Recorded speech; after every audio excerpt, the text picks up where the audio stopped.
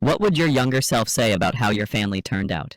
Each Christmas, I became the quiet accountant of other people's traditions, the invisible backbone with a debit card, the woman who booked the cabin, prepaid the grocery deliveries, tipped the catering crew extra so they would not bail in a snowstorm, and covered those last-minute ride shares for cousins who always arrived late and left earlier than manners allowed. And I did it without speeches or invoices or even a pointed look, because I grew up believing that if you love people, you make the hard parts disappear. Then, on a cold Tuesday in early December, when my hands still smelled faintly of cinnamon from testing cookie recipes and the banking app hummed along like a well-trained dog, my phone lit up with a banner from a family group thread that was not ours, a name I had never seen, a notification that should not have landed on my screen, and there it was, large and stupid and unforgettable, Holiday Parasite. I did not open it right away, because the body has a way of resisting new facts that threaten old myths, so I stood in my kitchen with the oven preheating, listening to the tinny whine of the fan, and I let the kettle finish its little tantrum. And only when the room felt steady enough did I tap the screen and watch a year's worth of messages line up like an ugly parade, my name tucked into jokes and side comments and those smug little one-liners that pretend to be teasing while casually stripping the paint off your sense of worth. My brother, who still owes me for a security deposit I paid during his first divorce, had typed that I was addicted to playing savior. My mother, who loves a parable more than oxygen, had suggested that my generosity was a control issue dressed in tinsel, and my sister, who can turn any room into a stage, had pitched a fresh idea for this year's theme while adding that it would be nice if I could limit my performative kindness to something respectable, like covering the turkey and the utilities, because last year the gift baskets were a bit much. I scrolled and scrolled, tea cooling beside me, and somewhere between a meme of a vacuum with my face edited onto it and a thread where they predicted how quickly I would volunteer to pay for the cabin, a strange calm washed over me. Not the noble kind you brag about in therapy, but the taut, surgical coolness you feel when you decide you will stop pretending you are not bleeding. I laughed, not hard, not hysterically, just the quiet, mean laugh you let out when the mask finally falls off and you realize the person underneath is you and she is stronger than you advertised. People who call you a parasite while living on your tab misunderstand biology as deeply as they misunderstand you, because a parasite hides and siphons, while the host feeds the entire ecosystem, and the truth was brutal in its simplicity.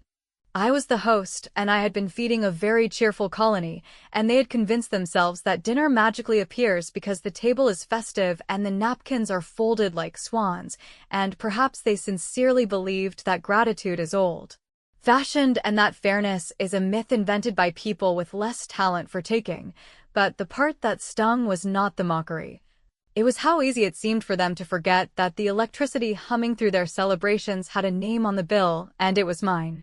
I tried 100 versions of a speech in my head, versions with soft dignity and versions with stiletto precision, and even one with theatrical pauses that would have delighted my sister. But every single draft felt like I was auditioning for approval in a room where the judge had already scribbled a verdict in ink, so I put the phone face down and made a decision I could live with, which was to stop explaining myself to people who knew precisely what they were doing and did it anyway. I did not need a moral victory, I needed a practical plan with teeth.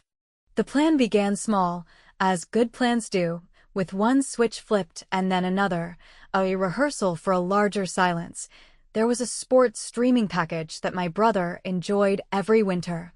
A thing I had set up years ago in a moment of sisterly weakness, because he was between jobs and between wives and very loudly between ideas, and I found the email, located the auto-renew line item, and pressed cancel. Then I opened the payment portal for the cabin and shifted the reservation into my personal account only long enough to remove my card and add nobody's, making a quiet gap where an assumption used to be. Then I closed 2 lingering delivery subscriptions that no one ever thanked me for but always expected to arrive like weather.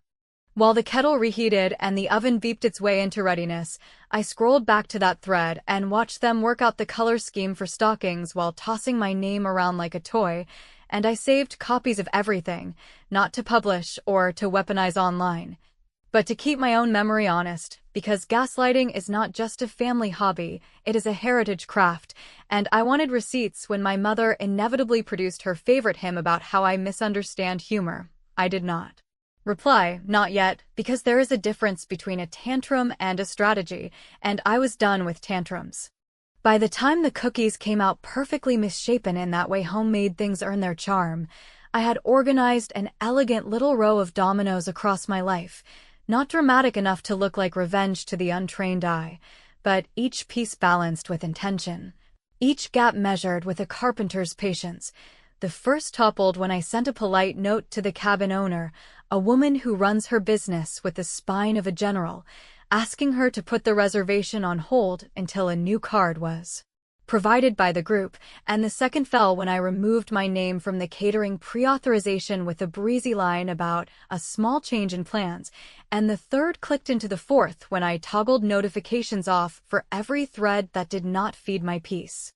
I needed one last act to settle my pulse, not a grand finale, just something crisp and petty enough to make me smile while the bigger moves gathered speed. So I opened my banking app and created a fresh label for all holiday payments, a name simple and clean. And I did not choose rescuer or sponsor or even gift. I chose the only label that felt honest now that the curtain was down. I titled it Host, and then I toggled the category to inactive, and then, because a small sting can teach faster than a lecture, I removed an old recurring charge that paid my sister's kids' phone plan, a kindness I had never publicized, and I set the system to send the failure notice not to me but to the email address listed as the family organizer, which happened to be my sister's. When the notice pinged her box and not mine, I watched the screen in my palm breathe once like a small animal, and I knew the message would arrive with that bland corporate tone that says more than any paragraph I could write. And I felt the first clean sip of relief taste like winter air. I wiped the counter, boxed the cookies, and stacked the neat plastic containers like bricks, and as I slid the phone into the drawer beside the tea towels, I whispered, not a prayer and not a threat, just a line delivered to the empty room like a promise to myself, that this year the host had finally learned how to starve a parasite without making a scene. The thing about finding a room where people speak honestly about you only when they think you are not there is that your mind begins rearranging furniture you did not even know you owned, shifting old loyalties to the curb while labeling the boxes that contain your pride.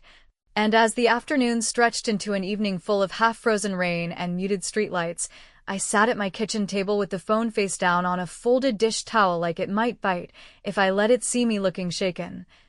Then I flipped it over anyway and returned to the thread with the odd serenity of a surgeon washing her hands, prepared to cut away anything that would not heal. I read through lazy jokes about how I love to make a show of paying.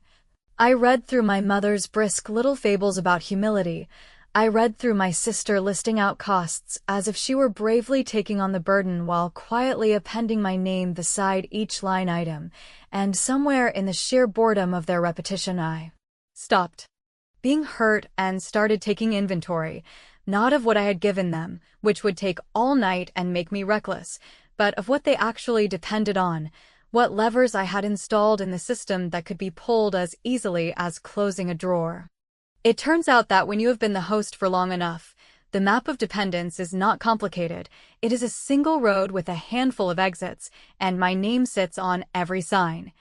So I opened my laptop and checked the cabin reservation first, because shelter is the spine of any holiday, and I saw my neatly managed booking sitting there with the deposit paid and the balance scheduled for withdrawal the following week, which in our family language translated to inevitably solved because she always remembers, and I penned an unremarkable email to the owner that looked like a routine administrative adjustment, asking to shift the due date and remove the saved card pending a new payer from the group because we've decided to split responsibilities this year. A sentence that tasted so good I read it twice before hitting send. From there I went to the pre-approved caterer account, found the holiday menu that my mother had privately called a bit much last year while later ordering seconds of every side, and I revoked the authorization with the same polite tone, a minor clerical tweak that transformed into a future avalanche once it met their complacency. I kept going, not in a frenzy but with an accountant's patience, and I discovered a mess of small tributaries I had forgotten existed, the little conveniences that made me look generous, while making them less capable by the week. Things like the seasonal ride credit my brother's teenage son used when he wanted to leave early without telling anyone, or the cleanup crew I scheduled each December 27th, so my mother could re-enter her house without evidence of the storm. And I closed those accounts with a steadiness that surprised me, pausing only to export a tidy set of receipts to a folder on my desktop labeled with a name that felt honest and private. Memory without apology, then. Because revenge that teaches is better than revenge that merely injures, I opened a blank spreadsheet and wrote out a calm, almost tender inventory of what exactly I had been covering for the past 5 years, and what it had cost in money, sleep, and self-respect, not because I planned to send it, but because I needed to see the ledger where the myth of my performative kindness died on contact with arithmetic. My favorite part, and I will not pretend otherwise, came when I timed the cancellations so they would not be discovered by some early warning system, because there is an art to letting people trip over the floorboards they loosened while calling you dramatic. And the art lives in timing, so I left the grocery delivery subscriptions intact for one more day, confident that my sister would stretch the menu on a call tonight and assign me tasks that she already assumed I had prepaid, after which I would pull the authorization at dawn and watch the automated notifications climb into her inbox while she slept off her own excellence, to curb the impulse to gloat. I baked another pan of cookies and imagined my mother's face when the cabin owner wrote back with a cheerful note asking whom to bill for the balance, since the original card had been removed. Because nothing clarifies familial theology like a request for an actual payment method. I knew that a person who lives on a mountain of insinuation will accuse you of cruelty when you finally stop being useful, so I inoculated myself by writing a short, precise message in my notes app, nothing emotional. Just 7 or 8 lines explaining that I had come across a thread that made it clear my help was not wanted in the spirit I had intended, that I would be stepping back from the financial side of things this year,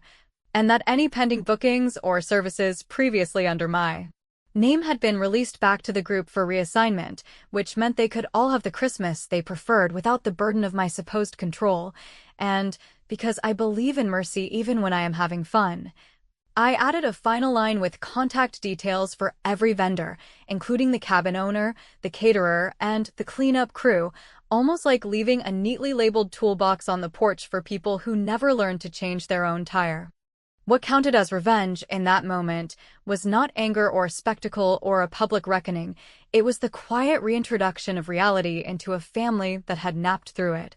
And as I saved the draft and stared at the little blinking cursor like it was a heartbeat I could finally hear, I understood that the most satisfying part would not be their panic on the phone or the desperate emails pretending surprise.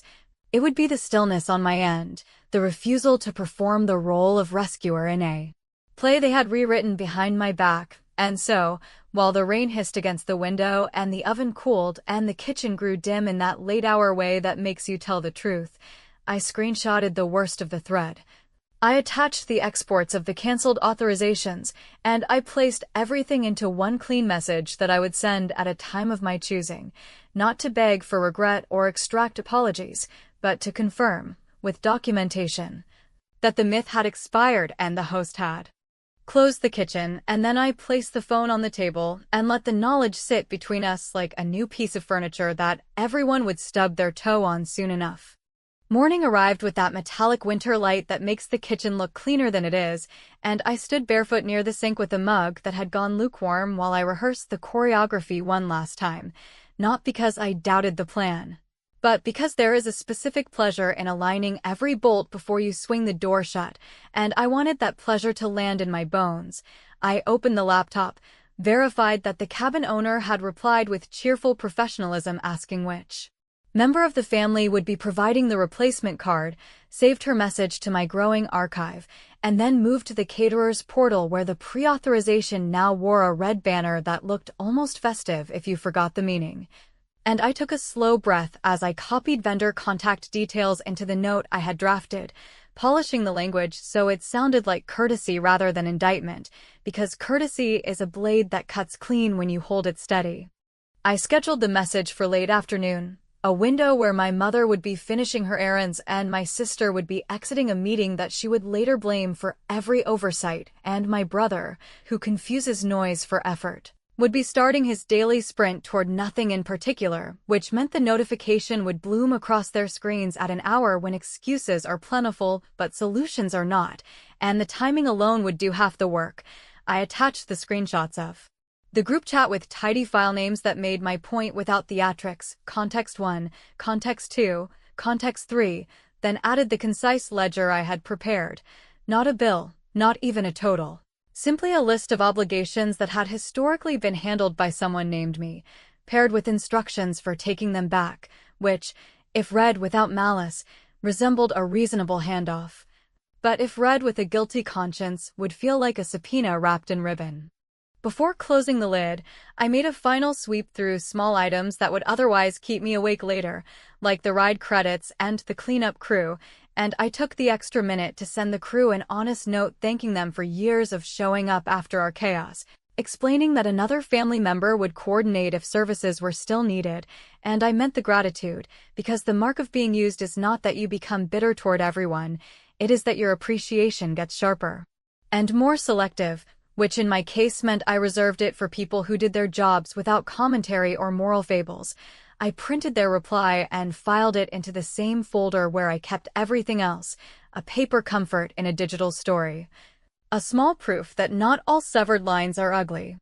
The hours before the scheduled send stretched in that slippery way when anticipation is a second heartbeat, so I did what women do when the air is thick with decision and memory. I cleaned things that were not dirty and baked something that no one would eat but me. And while the kitchen filled with cinnamon and the radio muttered a parade of cheerful ads, I drafted my Christmas for one, a version with a long walk through the cold along streets where other people's windows glowed like well-behaved fireplaces, followed by takeout that never judges you for ordering 2 appetizers and a dessert, followed by a movie I had been saving for a mood like this, the kind where the plot keeps its promises and the people do not. Planning my own company felt illicit and medicinal, a cure I should have taken years ago, and I let that realization sting me just enough to stay honest.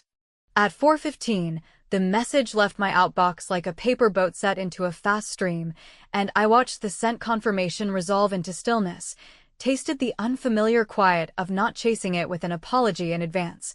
And then I turned my phone's ringer off and laid its screen down on the counter while the room hummed with the ordinary sounds of a life that had just shed a costume. The counter vibrated once, the way a cat twitches in a dream, then again, then danced in a jittery little circle. As the calls stacked on top of emails stacked on top of that old family talent for turning your boundaries into emergencies, and I let it all perform without me, because I had built the performance space and paid for the lights for years. And tonight the best seat in the house was not attending. There is a moment in any act of clean revenge when you expect regret to show up wearing your childhood face, and I felt the ghost of it try the door. A soft knock that asked if I truly meant to sit out the finale of a production that had always cast me as savior, but the truth rose up with a steadiness that surprised me, a simple, almost boring conviction that adults who plan a holiday on mockery and entitlement can plan a solution without the woman they call a parasite, and that my silence was not cruelty, but a return to accurate billing. I opened the drawer where I had once kept a bundle of extra gift cards for last-minute rescues and found only tea towels, which felt like poetry wearing cotton, so I poured fresh tea and listened to the house breathe. At 5, the email shifted from explanation to accusation to bargaining with a poetry all their own. At 5:30 my sister tried, "We were just joking, and you know how sarcasm works." At 5:42 my mother sent a verse-length message about family being a sanctuary rather than a scoreboard, and at 5:51 my brother offered to cover his part if I would just manage the rest like always, because no one else knows how this stuff works, and I read none of it because the phone remained face down beside the cooling rack like a prop from an earlier act, and I had already delivered the only line that mattered. At 6, while the sky dimmed into that heavy blue that crowds December windows, I pressed the side button until the screen went black. watched my reflection vanish from the glass, and let the device die in my palm with the soft hush of a door that finally fits its frame, and in that hush I felt the day turn, not toward triumph or toward heartbreak, but toward something quieter and more exacting, a stretch of hours where they would have to call the caterer themselves and provide a card number that was not mine.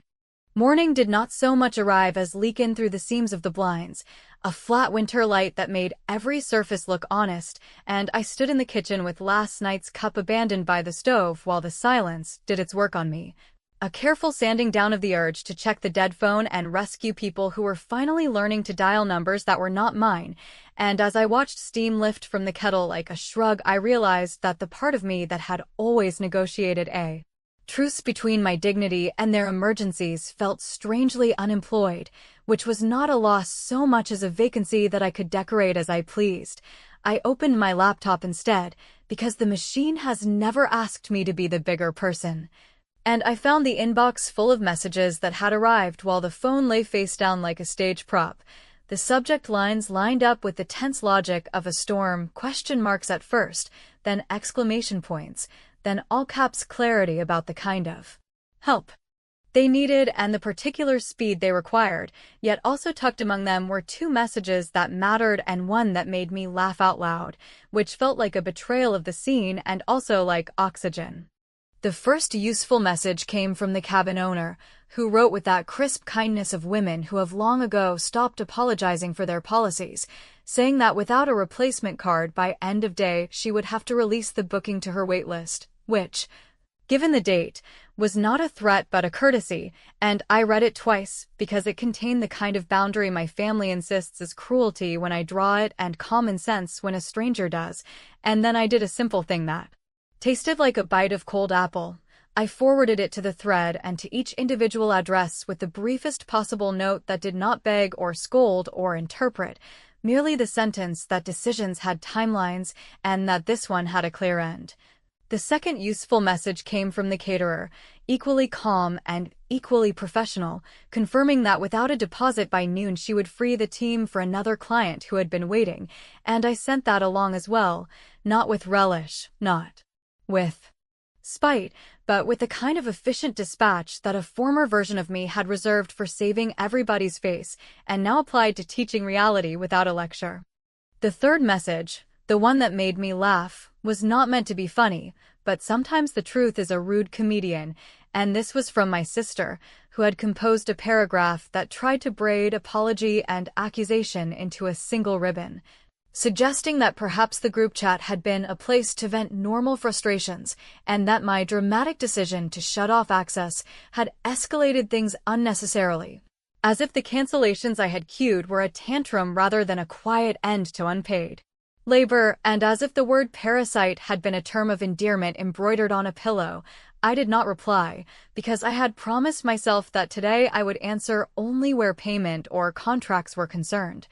Yet I did indulge one petty move that felt less like spite than symmetry. And I logged into the reward portal where my airline points had long been parceled out to cover my brother's emergency flights and my sister's last-minute upgrades when she decided she needed to arrive like a celebrity, and I calmly reversed the shared family access I had set up years ago, not to hoard anything but to stop funding their expansions under the flag of gratitude, and then, because theater deserves a curtain, I set a gentle rule on my email that routed any message containing the word urgent from my family addresses into a folder labeled weather so that their storms could rage in a place I might or might not check while I enjoyed my tea.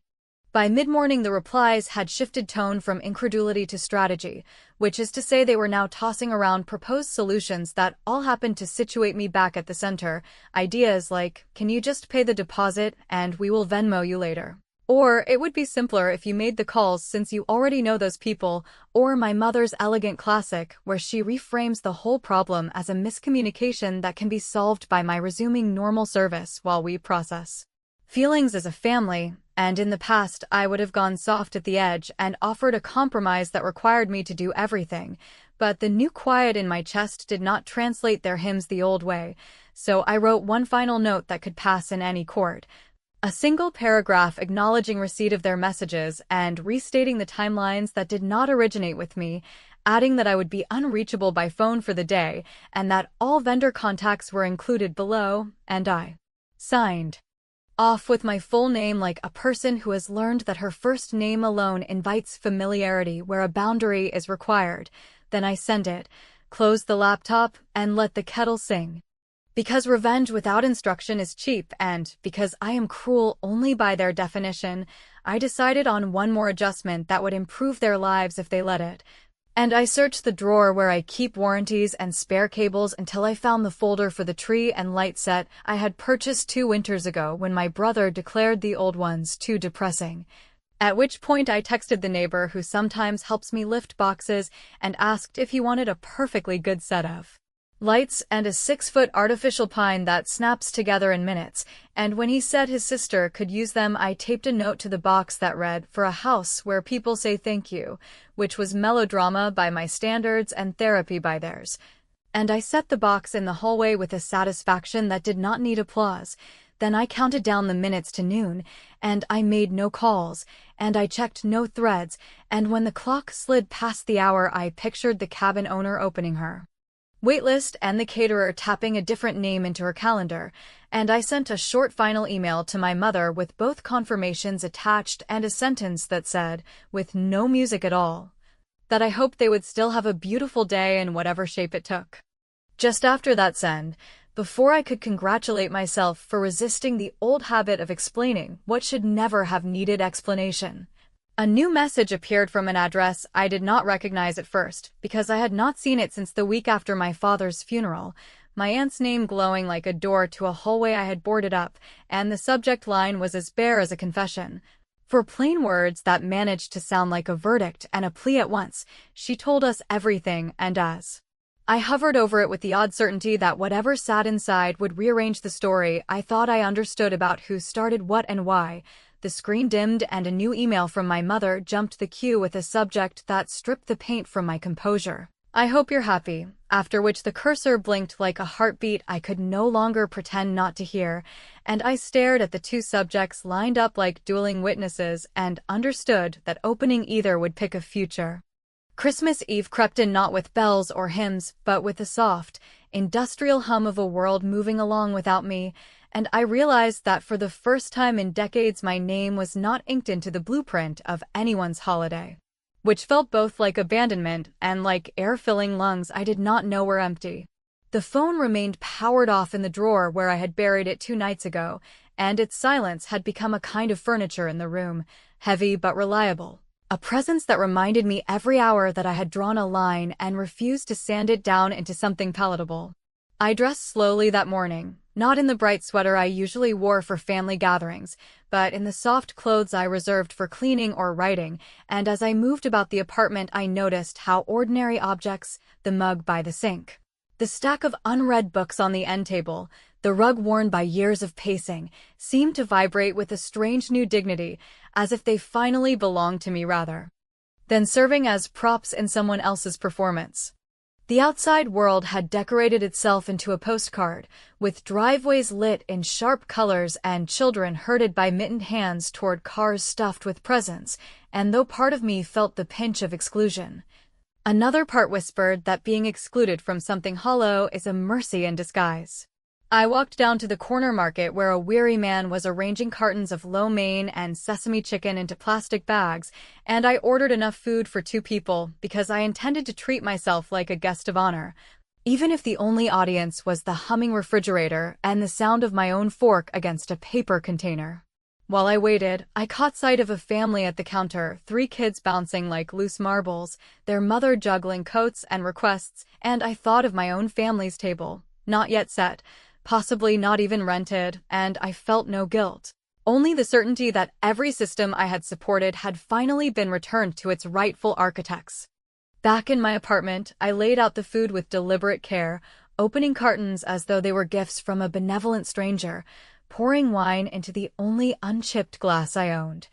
and turning on the television to a movie where the plot ran on rails of predictability, because predictability, it turned out, was a gift when your own life had been a carnival of shifting goalposts. I ate slowly, tasting each bite as if I had purchased freedom instead of noodles, and while the movie characters kissed under artificial snow, I thought about the word parasite again, how it had been meant to strip me of dignity, but how, in truth, a parasite drains without giving, while I had been the one pumping oxygen into lungs that never learned to breathe alone. They had named me wrongly, but in doing so they had freed me from the disguise I had worn so long I believed it was skin. Of course, liberation does not arrive wrapped in joy alone. There were moments when the edges of loneliness cut through the calm, when I thought of my niece laughing too loudly at the table or my brother telling a story so badly it looped back into comedy, and I felt the temptation to forgive in advance, to imagine that maybe, in some parallel thread, they were right now learning to regret their words. Yet regret, even if it bloomed, could not erase the fact that when they thought I was not looking, they revealed themselves clearly, and I had to honor what was revealed rather than polish it into something comforting. I thought of the unopened emails waiting in the inbox, of my mother's line, "I hope you're happy," and I wondered if happiness was even the right category for what I felt. It was not happiness, not sadness, but something harder, like standing barefoot on cold ground and realizing the earth is solid and unyielding, and that solidity is better than comfort when you have lived too long in quicksand.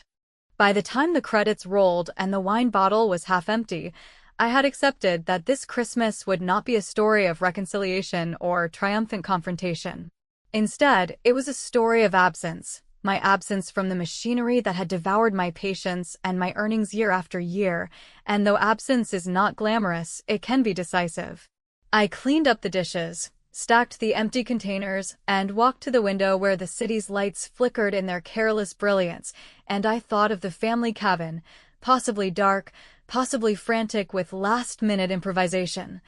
possibly filled with whispered blame traded like cigarettes, and I realized that I did not need to know which version had unfolded. The victory was in not watching, in not responding, in not stepping back into the cage I had unlatched myself from. When midnight came, I let the silence settle around me like a blanket woven from threads I had spun myself, no longer the invisible banker of other people's joy, but simply a woman in her own apartment, full from her own meal, resting in her own company. Whether they cursed me, missed me, or simply replaced me was no longer my business. The phone remained off, the inbox untouched, and the only answer that mattered was the one I gave myself as I turned off the lights and let the city breathe outside my window, that sometimes the most radical revenge is not a firestorm or a spectacle, but a clean exit into a life where you no longer audition for gratitude, and where the silence you once feared becomes the only company you trust.